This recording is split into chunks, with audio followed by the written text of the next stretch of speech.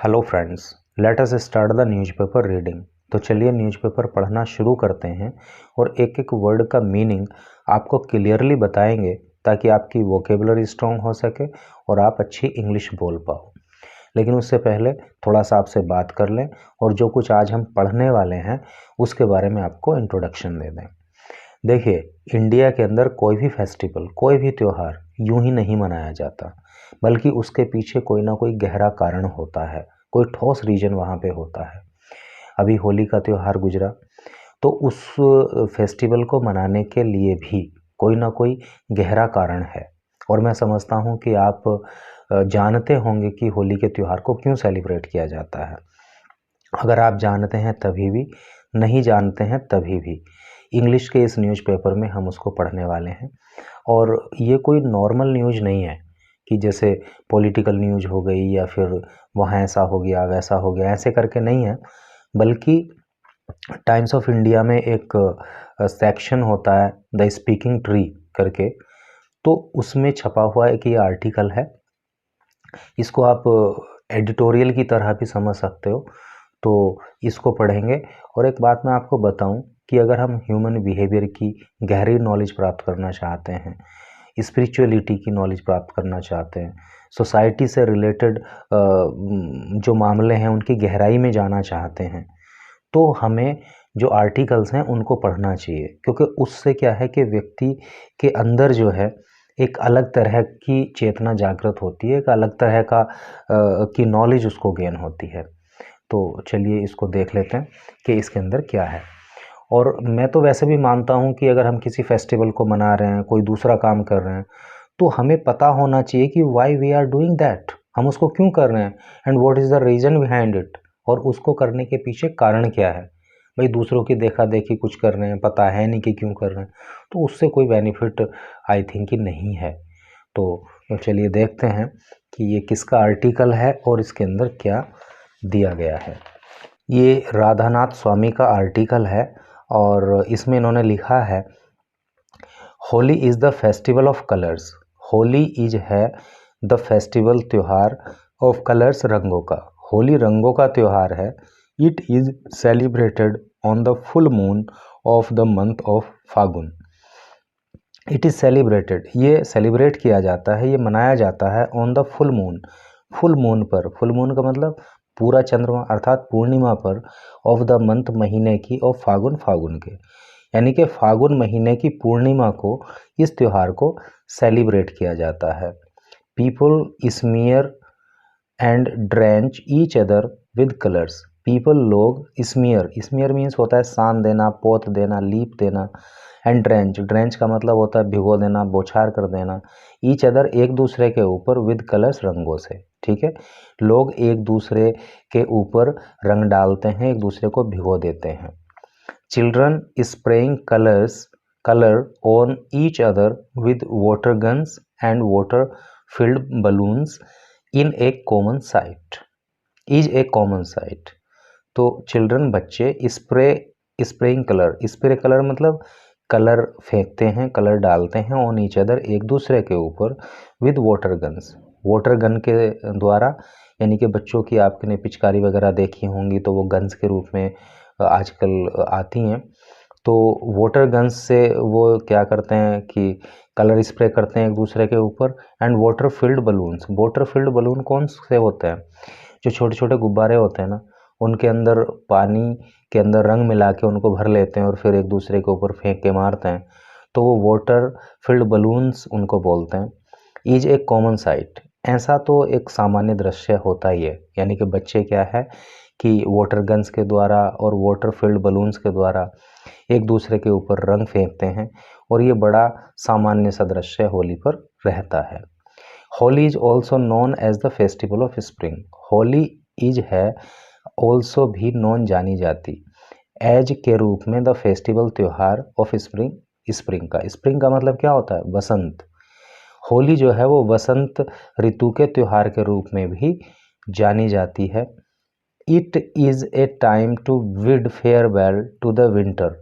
It is time, ये समय होता है, to bid farewell, bid farewell का मतलब होता है अलविदा कहना, ठीक है, टू द विंटर, जाड़ों को। ये समय होता है जब हम जाड़ों को अलविदा कह देते हैं। And relish the spring with freshness. And relish का मतलब होता है स्वाद लेना, आनंद लेना।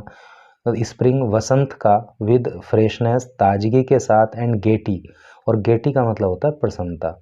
और जो है हम भाई विंटर को, जाड़ों को तो अलविदा कह देते हैं, और वसंत ऋतु का हम जो है आनंद लेते हैं ताजगी के और प्रसन्नता के साथ। It is also an auspicious invocation for the harvest season. It is यह है, ऑल्सो भी, एन एक, ऑस्पिशियस का मतलब होता है शुभ, इन्वोकेशन, इन्वोकेशन का मतलब होता है मंगलाचरण, बंधन, है नी, और आवाहन। For the harvest season, harvest का मतलब होता है फसल या फसल कटाई।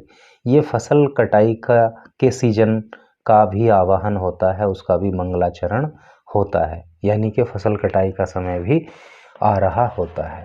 ऐसे करके इसका सेंस है। भाई मुझे तो इसको पढ़ाने में बहुत अच्छा लग रहा है, क्योंकि हम मेंटली इमेजिन कर रहे हैं उस सीजन की, ठीक है। और इस समय तो मेंटली करने की ज़रूरत भी नहीं है, इमेजिन करने की ज़रूरत नहीं है, क्योंकि right now we are living in that season. तो आगे देखिए, Holi also signifies the victory of virtue over vice. Holi is नहीं, होली ऑल्सो सिग्निफाइज, सिग्निफाई का मतलब क्या होता है, यानी कि संकेत देना, प्रकट करना, ठीक है। तो Holi also signify the victory, victory means होता है जीत, ऑफ वर्च्यू गुण की, अच्छाई की, ओवर वाइस, वाइस का मतलब बुराई।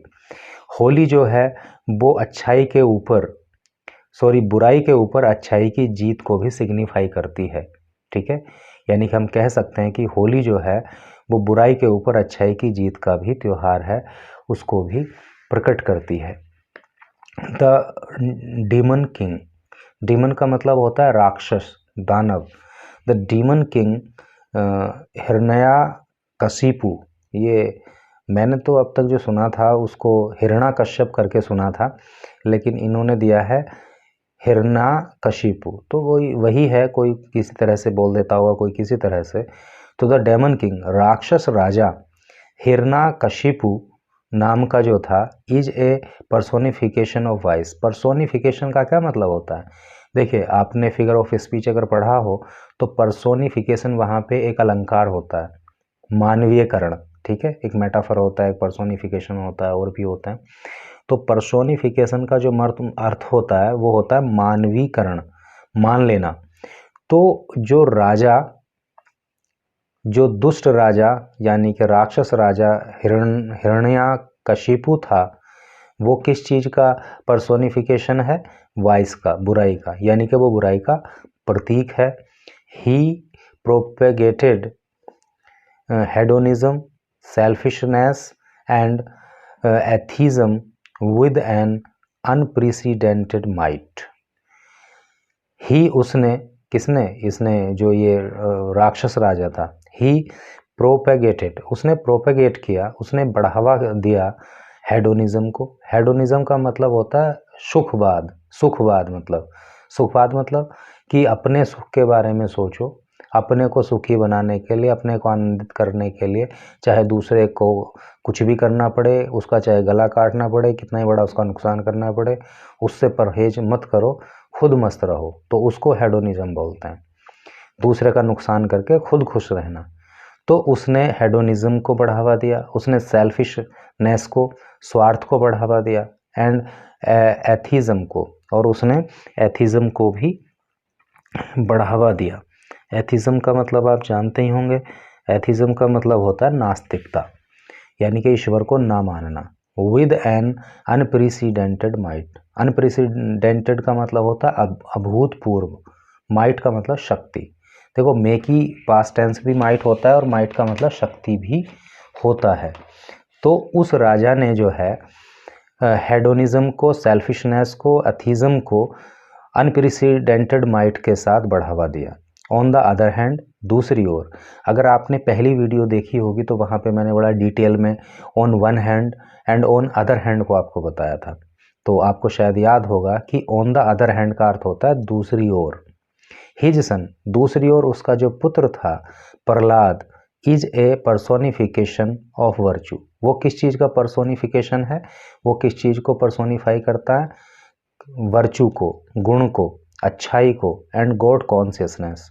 और गॉड कॉन्शियसनेस का मतलब होता है ईश्वर चैतन्य। यानी कि जो प्रहलाद उसका पुत्र था वो क्या था, वो अच्छाई का प्रतीक है और ईश्वरीय चैतन्य का प्रतीक है, यानी कि वो भगवान को मानता था। Hiranyakashipu tried all means, Hiranyakashipu ने ट्राई किए, ऑल मीन्स सभी साधन, सभी तरीके, मीन्स का मतलब साधन होता है, तरीके होता है, ठीक है। वैसे मीन का मतलब नीच से भी होता है, लेकिन वो हम परिस्थिति के अनुसार उसका अर्थ लेते हैं कि कहाँ पे कौन सा सेंस जा रहा है। तो हिरण्यकशिपु ट्राइड ऑल मीन्स, उसने सारे साधन अपनाए, सारे तरीके अपना लिए, टू डिसुएड प्रहलाद, डिसुएड का मतलब होता है रोकना, प्रहलाद को from the rights path, rights का मतलब होता है अच्छा, सही, नेक, नेक पाथ मीन्स रास्ता, यानी कि उसने हिरण्यकशिपु ने जो है प्रहलाद को सही रास्ते पर चलने से रोकने के लिए सारे के सारे तरीके अपना लिए, बट टू नो अवेल, लेकिन अवेल मीन्स लाभ होना, उपयोग होना, लेकिन कोई भी तरीका लाभदायक सिद्ध नहीं हुआ, उसे कोई फ़ायदा नहीं हुआ, उसका कोई उपयोग नहीं हुआ। मतलब वो उसके सारे के सारे तरीके प्रहलाद को रोकने के लिए जो उसने अपनाए थे वो फेल हो गए। He even try to kill him, और ही उसने इवन भी ट्राई कोशिश की, टू किल जान से मारने की, हिम उसको, और उस राजा ने प्रहलाद को जान से मारने की भी कोशिश की। अब आप देखिए कि ये कितना बड़ा राक्षस राजा है कि अपने हेडोनिज़म को, अपने सेल्फिशनेस को, अपने एथिज़म को बढ़ाने के लिए अपने पुत्र को भी मारने के लिए तैयार हो गया। Prahlad was not affected and remained strong mentally and spiritually, Prahlad was था, नॉट नहीं अफेक्टेड प्रभावित हुआ, प्रहलाद पे कोई फर्क नहीं पड़ा, एंड रीमेन्ड और रहा स्ट्रॉन्ग मजबूत, मेंटली मानसिक रूप से, एंड स्पिरिचुअली और आध्यात्मिक रूप से। यानी उसके बाप ने उसको मारने की भी कोशिश की, लेकिन वो उससे प्रभावित नहीं हुआ और मानसिक और आध्यात्मिक रूप से मजबूत बना रहा। Hiranyakashipu then called upon his sister Holika, Hiranyakashipu ने तब अपनी बहन होलिका को कॉल किया, उसको बुलाया, who had a benediction of being invulnerable to fire. Holika को बुलाया, हु जो हैड रखती थी ए बेनिडिक्शन, एक आशीर्वाद, मतलब उसको एक आशीर्वाद प्राप्त था, ऑफ बीइंग इनवल्नरेबल, इनवल्नरेबल का मतलब होता है सुरक्षित होना, अभेद्य होना, अखंडीय होना, यानी कि उसको एक ऐसा आशीर्वाद मिला था कि वो सुरक्षित रहेगी टू फायर, आग से, यानी कि आग उसको जला नहीं सकती, ऐसा उसको कोई वरदान मिला था। Prahlad was made to sit on the lap of Holika, Prahlad was made to sit, Prahlad को बैठा दिया गया, ऑन द लैप, गोद में, लैप मीन्स होता है गोद, गोद में, ऑफ होलिका, होलिका की, एंड नहीं अटोप, ऊपर, ए वर्निंग पायर, वर्निंग मीन्स जलती हुई, पायर का मतलब ऐसे चिता होता है, और पायर का मतलब ईंधन का ढेर भी होता है। तो ईंधन के ढेर पर होलिका की गोद में प्रहलाद को बैठा दिया गया, और वो ईंधन का ढेर मतलब बर्निंग था, जल रहा था। वाई डिवाइन ग्रेस, डिवाइन का मतलब दैवीय, ईश्वरीय, ग्रेस कृपा, ईश्वर की कृपा से प्रहलाद रिमेन्ड अनअफेक्टेड, अनअफेक्टेड मतलब प्रभावित नहीं होना, प्रहलाद जो है अनअफेक्टेड रहा, यानी कि उस पर कोई आग का प्रभाव नहीं हुआ, अनअफेक्टेड बाय द फायर, आग से। वाइल होलिका वॉज इंसिनेरेटेड, जबकि होलिका इंसिनरेट हो गई, जल जाना होता है, जबकि होलिका जो थी वो जल गई आग में। This protection of virtue, protection सुरक्षा, और अच्छाई की ये सुरक्षा, and the virtuous from the evil, evil means बुराई, वोज थी, सेलिब्रेटेड मनाई जाती, by lighting huge bonfire on the previous day of Holi, और अच्छाई की बुराई पर जो ये सुरक्षा थी, जो जीत थी, जीत है, उसी को जो है सेलिब्रेट किया जाता है बाय लाइटिंग ह्यूज बॉनफायर, बड़ी बड़ी आग जलाकर on the previous day of Holi, Holi से एक दिन पहले। होली से एक दिन पहले मतलब आप कह सकते हो दुल्हनडी से एक दिन पहले, यानी ऐसे ही तो मनाते हैं कि दुल्हनडी से एक दिन पहले जो है मतलब एक पायर बनाते हैं लकड़ियों का और उपले वगैरह, मतलब ऐसे ऐसे करके ईंधन का ढेर लगाते हैं, फिर उसमें आग लगाते हैं, वो बड़ी सी आग जलती है, उसको बॉनफायर बोलते हैं, ठीक है। तो इस तरह से करके ये एक स्टोरी है होली को मनाने के पीछे। और इसके आगे भी इस आर्टिकल में बहुत अच्छा अच्छा कुछ लिखा है, तो चूँकि ये वीडियो लंबी हो जाएगी तो ये फर्स्ट पार्ट है। अभी इसके बाद जो मैं वीडियो अपलोड करूँगा उसमें इस आर्टिकल का अगला पार्ट आपको दूंगा। अगर इस पार्ट में आपको अच्छा लगा हो, इसको पढ़ के अच्छा लगा हो, इसमें आपको कुछ सीखने को मिला हो, तो आप आगे का पार्ट ज़रूर देखिएगा। And thank you so much for watching this video.